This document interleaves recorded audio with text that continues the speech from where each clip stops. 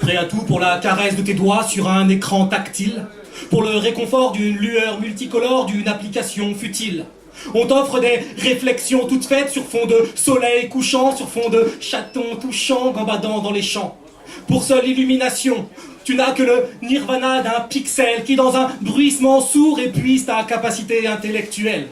Smartphone, tablette, internet, génération connectée, sur la toile se joue l'éclatement de la pensée. Collage absurde de tout et de n'importe quoi, brodé par des fils de vide, ici la bêtise fait foi. Petite brocante de chaos pour ne rien dire, dépotoir de la raison abandonnée au pire. Alors bienvenue dans une nouvelle réalité d'histoire vaguement drôle, naissance obsolète d'une adolescence rêvant de devenir idole.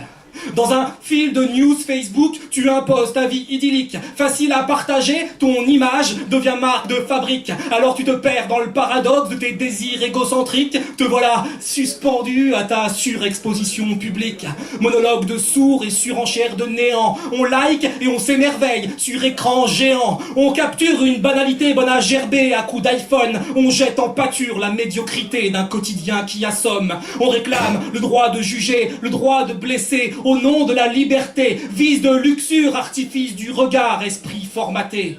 On censure la censure, on se rassure, ça c'est sûr, on carbure à l'ordure, on préfère les ratures, on oublie la culture.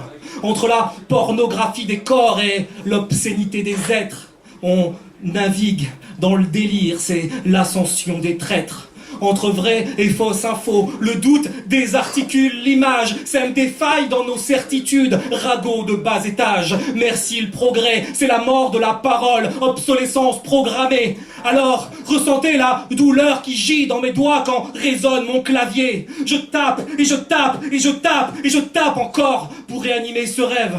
Celui qu'un seul de mes verbes puisse finir en attentat sur vos lèvres.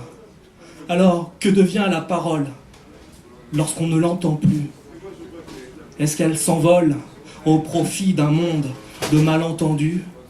Est-ce qu'un mot peut périr au bout de la langue si on en oublie le sens? Amis poètes, nos liens s'effacent dans les vers de nos fictions sans exigence. Merci.